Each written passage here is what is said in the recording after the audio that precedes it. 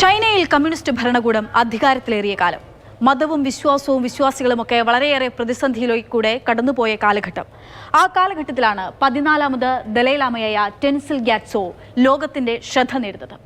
1959 കാലഘട്ടം. അന്ന് ഒരു തരത്തിലും ചൈനയിൽ നിൽക്കാൻ പറ്റാത്ത സമയം വരുമ്പോൾ, അതായത് ചൈനീസ് പട്ടാളത്തിന്റെ പലതരത്തിലുള്ള ആക്രമണങ്ങൾ ബുദ്ധമത വിശ്വാസികൾ എല്ലാ തരത്തിലുള്ള വിശ്വാസികളും നേരിടുന്ന സമയത്താണ് 59 അദ്ദേഹം ഇന്ത്യയിലേക്ക് പലായനം ചെയ്തത്.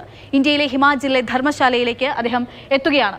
ആ സമയം മുതലാണ് ഒരു ആത്മീയ ഗുരുവും പരിഷ്കർത്താവുമൊക്കെയായി അദ്ദേഹത്തെ ലോകം അംഗീകരിച്ചു തുടങ്ങുകയും ശ്രദ്ധയാകർഷിച്ചു തുടങ്ങുകയും ചെയ്തത്.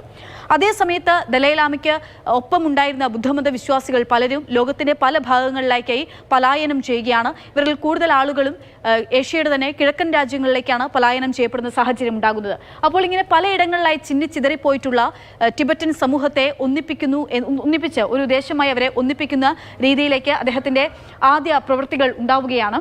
അപ്പം അദ്ദേഹത്തെ പിന്തുടരുന്ന ആളുകൾ ധർമ്മശാലയിലേക്ക് എത്തുകയും ചെയ്യുന്നു. ടിബറ്റുകാരുടെ ഇത്തരത്തിലുള്ള പ്രശ്നങ്ങൾ, അവരുടെ ആവശ്യം തന്നെ ഒരു സ്വന്തമായൊരു ഭരണകൂടം എന്നുള്ളതാണ്. അങ്ങനെ അവരുടെ ആവശ്യങ്ങളെയൊക്കെ ലോകത്തിന് മുന്നിലേക്ക് എത്തിക്കാനും ദലൈലാമ ശ്രമിച്ചു.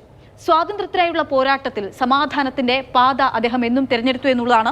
ഏതു തരത്തിലുള്ള ആക്രമണങ്ങൾ ഉണ്ടാകുമ്പോഴും പട്ടാളത്തിന്റെ തേർവാഴ്ച ഉണ്ടാകുന്ന സമയത്തൊക്കെയും സമാധാനമാണ് ഈ തിരികെയുള്ള പോരാട്ടത്തിന്റെ ഭാഗമെന്ന് അദ്ദേഹം എപ്പോഴും കണ്ടെടുത്തു. അങ്ങനെ സമാധാനത്തിന്റെ പാതയിലൂടെയാണ് അദ്ദേഹം സഞ്ചരിച്ചതും. അമേരിക്കയിൽ നടന്ന മനുഷ്യാവകാശ സമ്മേളനത്തിൽ 5 സമാധാന പദ്ധതി അദ്ദേഹം മുന്നോട്ട് വയ്ക്കുന്നവരോടും കൂടുതൽ ലോക ശ്രദ്ധ ആകർഷിക്കുന്ന നേതാവായി ദലൈലാമയായി അദ്ദേഹം മാറുകയാണ്. ആ സമയത്ത് തന്നെയാണ് അദ്ദേഹത്തിന് നൊബേൽ സമ്മാനം ലഭിക്കുകയും ചെയ്യുന്നത്. സന്യാസ വേഷമിട്ട ചെന്നായ എന്നാണ് ചൈന ആ കാലഘട്ടത്തിലൊക്കെ അദ്ദേഹത്തെ വിശേഷിപ്പിച്ചു പോകുന്നത്. കാരണം അദ്ദേഹത്തിന്റെ വിശ്വാസത്തിനും വിശ്വാസം പ്രചരിപ്പിക്കുന്ന രീതിക്കുമൊക്കെ എതിരായിട്ടുള്ളത്.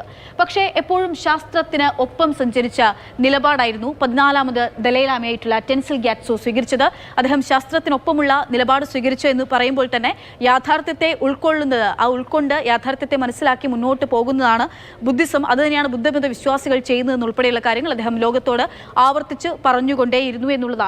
ഇപ്പോഴെന്തായാലും അദ്ദേഹത്തിന്റെ 90ാമത് പിറന്നാൾ വന്നു നിൽക്കുമ്പോൾ അടുത്ത ദലൈലാമ ആരെന്ന് ചോദ്യം ഉയരുന്ന സമയത്തും താൻ ഇനിയും 30-40 വർഷങ്ങൾ കൂടി താൻ ഈ ലോകത്തുണ്ടാകുമെന്നുള്ളതാണ് അദ്ദേഹം ലോകത്തെ അഭിസംബോധന ചെയ്തുകൊണ്ട് പറഞ്ഞ കാര്യം.